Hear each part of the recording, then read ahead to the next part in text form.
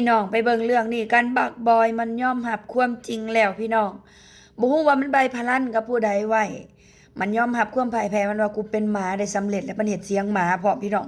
คือไปฟังนำกันได้ยินอยู่บ่วันนี้เป็นวันแรกของปี 2026 หรือปีฝั่งมึงนะแต่ฝั่งทุกอย่างก็ทุกอย่างก็มันชัดเจนขึ้นนะ